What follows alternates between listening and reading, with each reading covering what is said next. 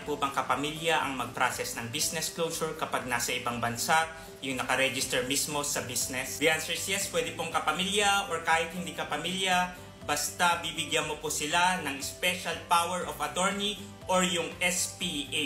Katulad sa amin, one of our services is BIR registration for freelancers. So lahat po yun, meron pong SPA sa amin para ma-process namin yung BIR registration nila. So ito, papakita ko po yung template na pwede mong gamitin. Reminder lang, ipapanotary pa po ito. You are a freelancer at meron kang concern or question regarding freelancers BIR registration and freelancers tax compliance, comment mo lang yan at sasagutin ko yan.